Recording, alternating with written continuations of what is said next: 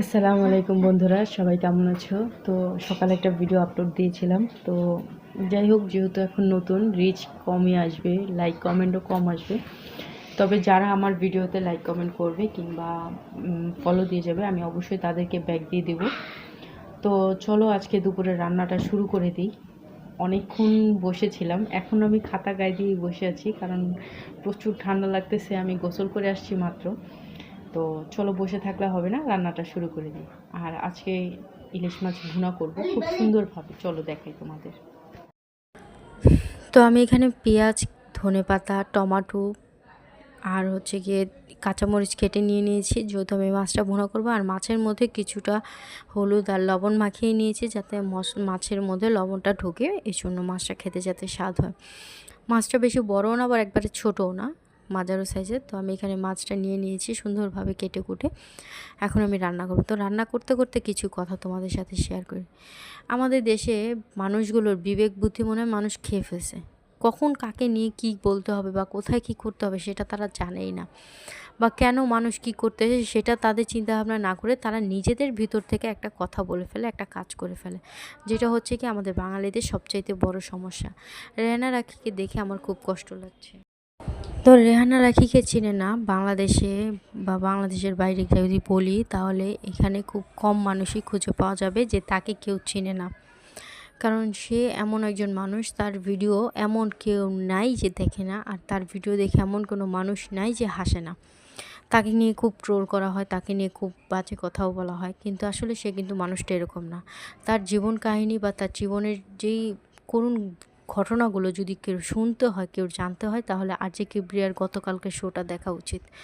মানুষটা কত কষ্ট নিয়ে, কত যন্ত্রণা নিয়ে, যে 8টা বছর বিদেশে পড়েছিল, প্রবাস জীবনে ছিল, সে কি করেছে না করেছে, তার জীবনে কতটুকু কষ্ট সহ্য করেছে সেটা শুধু সেই জানে আর তার পরিবার জানে। তো বাংলাদেশের মানুষ হচ্ছে গিয়ে এক ধরনের মূর্খই, কারণ তারা একটা কিছু পেলে সেটাকে নিয়েই ঘোরা শুরু করে। 20 টাকার জন্য মানুষটাকে এমনভাবে হেনস্থা করেছে যে সে যদি 20 টাকাও এখন বিলিয়ে দেয় সেটাও মানুষের চোখে পড়বে না, সে 20 টাকায় চোখে পড়বে। মানে এরকম হচ্ছে কি আমাদের দেশের মানুষ। তো যাই হোক, সেটা বলে লাভ নেই। এই 20 টাকার ইতিহাস, বেলি ফুলের ইতিহাসের কথা আসলে এখন ফেসবুকে ঢুকলেই দেখা যায়। তো মানুষকে এভাবে হেনস্থা করা উচিত নয়, এটা আসলে বন্ধ করা উচিত। আসসালামু আলাইকুম বন্ধুরা, শুভ সন্ধ্যা। তো সন্ধ্যা হয়ে গেছে, ঘুম থেকে উঠলাম কিছুক্ষণ আগে। তো ক্ষুধা পেয়েছি, এখন কিছু তৈরি করব। তো চলো তোমাদের সাথে শেয়ার করব। আজকে হচ্ছে কি ঘরে আলু চপ পেঁয়াজ বানাবো, বেগুনি বানাবো, মুড়ি ভর্তা তৈরি করব। শীতের মধ্যে সকাল হোক কিংবা বিকেল, সব দুইটা সময় কিন্তু ভাজা পোড়া খেতে একটু ভালো লাগে, গরম গরম খাবার খেতে ভালো লাগে।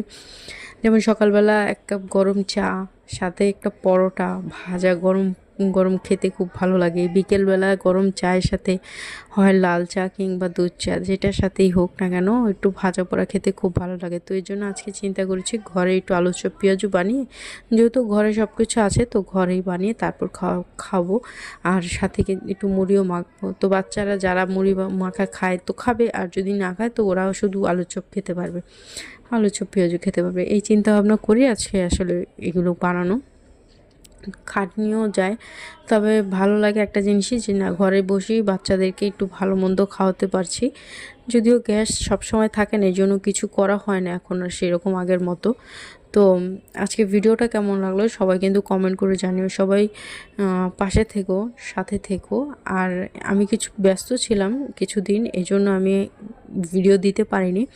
ইনশাল্লাহ আগামী কাল থেকে সন্ধ্যা 7টার মধ্যে আমার ভিডিও চলে আসবে। সবাই আমার ভিডিওগুলোকে দেখো, যাদের যাদের ভালো লাগবে লাইক কমেন্ট শেয়ার করো। যারা ভালো লাগে না, কি ভুল হয়েছে না হয়েছে সেটাও কমেন্ট করে জানিও।